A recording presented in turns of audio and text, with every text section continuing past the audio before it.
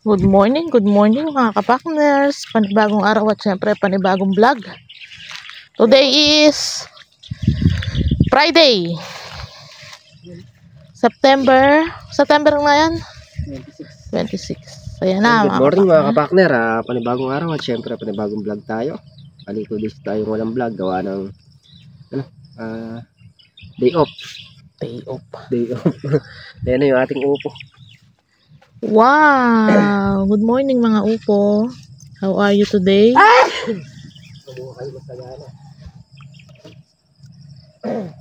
Ayun pa mga kapakner.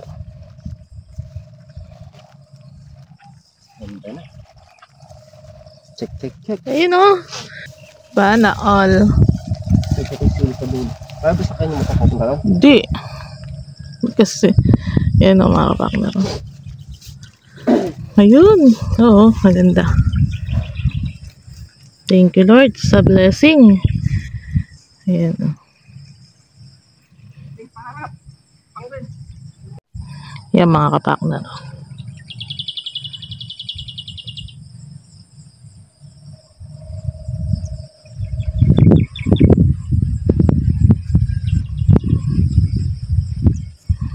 Tapos ayun, doon.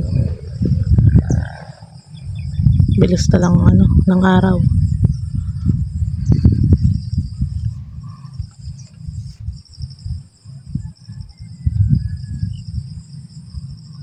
Mga kapakner, start na nga tayong pumitas. Bali, binabaan lang natin yung pananim natin sili doon tsaka yung siling pinatabaan natin. Mabayaran din na yung iba medyo madilaw. Pero iba kumagat na yung pataba. Berde na. Bilang na lang din yung makikita madilaw. Kasi upo nga. Yan, konting panahon na lang at harvest na tayo sa upo. Sana tumama ulit tayo sa bunga at saka sa presyo para tuloy-tuloy yung pagsuporta doon sa halaman. Start na tayo minutos mga kapakner. Ha?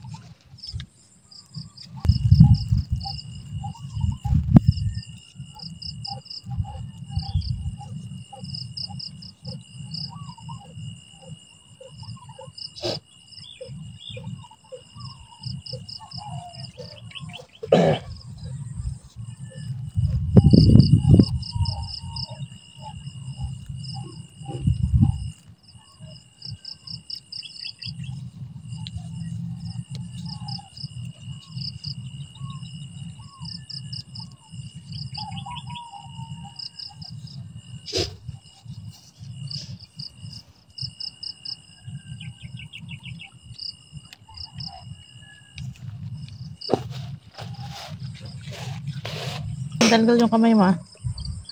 Ang ganda haba oh. Quality. Tara na sa bukid. Tayo manitas ng sitaw.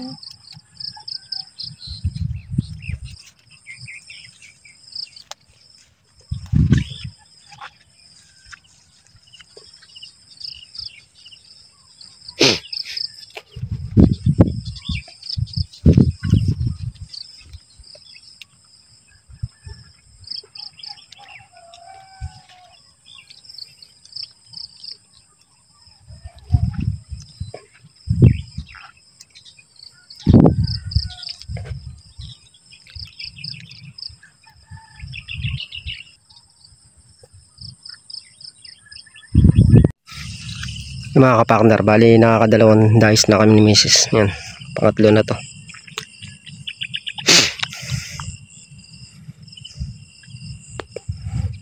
Medyo malabo yung camera natin.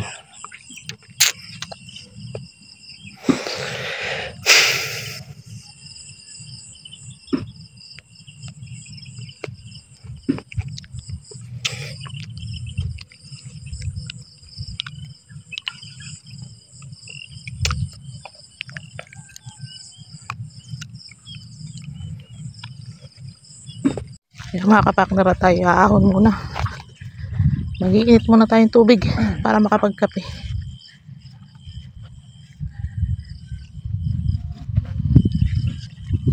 Lakaran ko na to. Yan, lakaran na natin ito mga kapakner. Yung dalawa nandito. Ilang kulatay.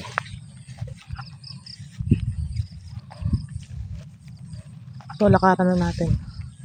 Yung mga kapakner, at ayan na ngayon napitas natin. Bali, 4 na tudling pa lang yan. Baka medyo ano ngayon, parami-rami na.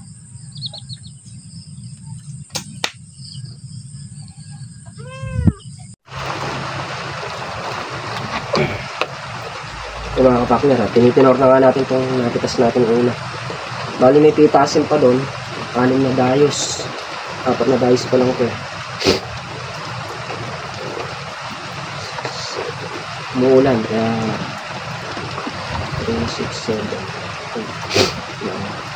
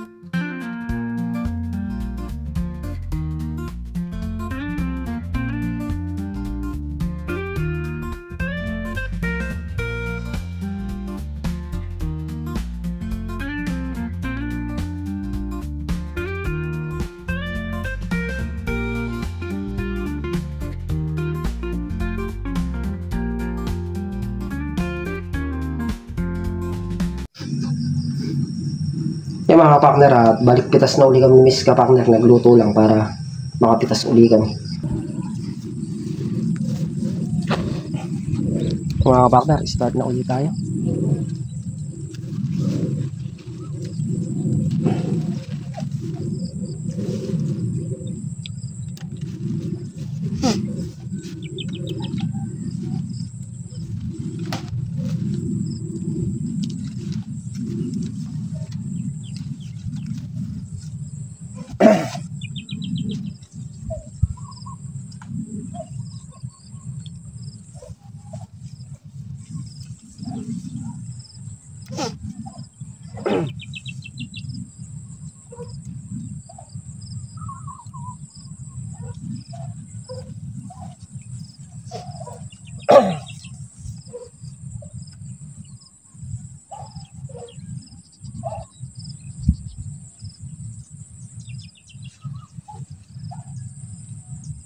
Yung mga kapartner, at natapos na kayo pumitas, na itinor na rin.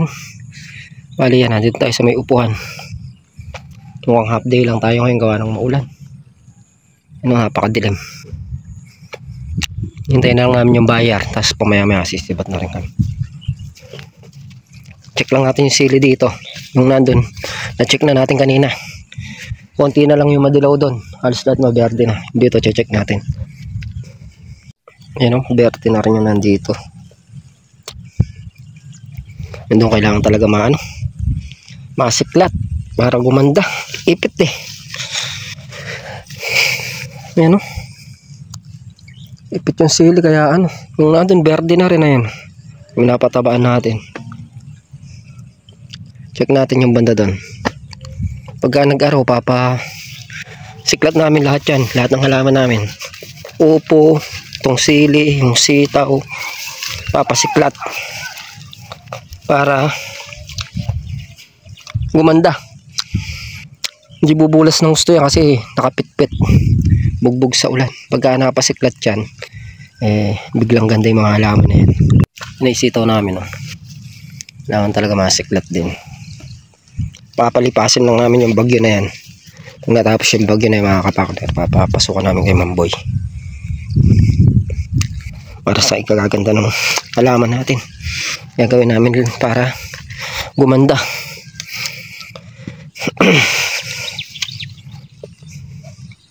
Madamo na. Pag grass cutter na naman to. Kaya lang di rin makakaporma sa pag-grass cutter ngayon. Ang panay ulan na mag-aabot-abot yung trabaho, magagawa ng ulan. Pero bali 3 naman yung grass cutter namin dito, kayang-kaya naman kapag umaraw, kapag tulong-tulungan. Madilaw pa rin yung dito, hindi nakagat.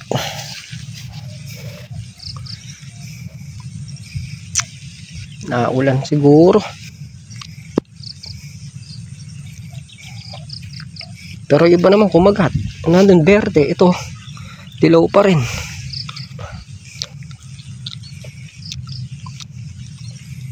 Kailangan talaga siklatin.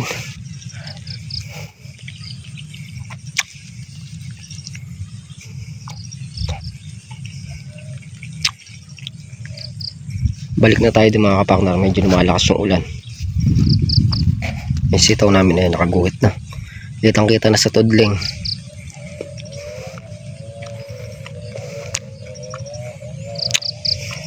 Sili natin dito sa gawin dito. Tumalab yung pataba. Ang pataba tayo dito. Hindi pa umuulan. Nandun naabutan tayo ng din ng atik. Tapos umuwi na kami. Hindi ko lang alam kung umulan pa dito nun. Siguro na banlawan. Kumagat naman yung iba. Ay yung mga pinataba natin.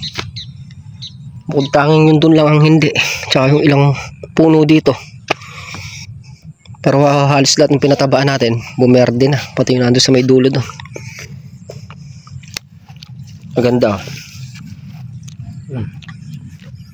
Ayan, kumagat na yung pataba dyan.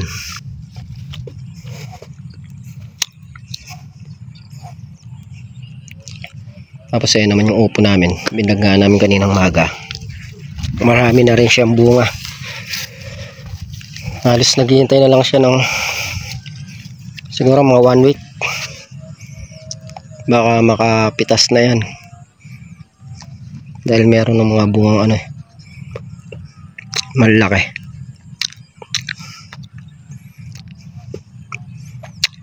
Hindi na tayo mahirapan sa pagka nagsabay-sabay na yan. Upo tsaka yung sitaw doon. Medyo luwag-luwag na tayo sa yan. Makakuha na tayong pang supply dito lahat.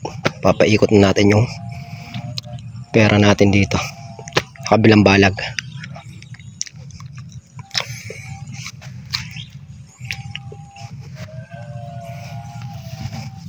Daanan natin to, iaangat natin itong mga ganito para akyat sa taas. Pag di mo inakyat to matagal. Yung mga kapartner, bali nakaano nga pala yung sitaw natin, 1.6 na mahaba, 2 segunda. Yan at bali nantabayanan lang nga lang namin yung buyer, tapos sisibat na kami gawa ng maulan din. Hindi rin tayo makapagtrabaho ng maayos. Bawi na lang tayo sa next day kapag umaraw na. Puspusan na uli yung trabaho namin dito. Ngayon, tawag na rin, pasundot-sundot yung ulan eh. Hindi ka rin mapag-grass cutter ni rin. Pagka nag-grass cutter ka, pamaya-maya yan, uulan na naman. May bagyo. Napapalipasin muna natin yung bagyo na yun bago tayo pumuspos ng trabaho dito sa bukid. Sabig. Puro damuhin naman yung aming trabaho. Kaya maobliga tayo maghintay ng lumabas yung bagyo na yan. Sana lumabas na at mag-aaraw na rin para asikaso na yung mga halaman. Pagka nagdire-diretso ito kulang na ito, matatambakan kami ng trabaho kasi mabilis tumubo yung damo. Sa sitaw dun madamo na eh. Tsaka yung sa may grass cutter nating upo, madamo na. Itong kalamansi na to, isang tudling pa raw mayayari na. Tapos ito pang isang kalamansi, grass cutterin din. Kaya matatambakan, pero okay lang yan. Tatlo naman yung grass cutter na gumagana. Kaya-kaya namin yan. At yung mga kapakner, yan nga po yung kaganapan ngayong araw. Muli po, thank you po sa suporta, tiwala, ingat po lahat, and God bless. Bye-bye.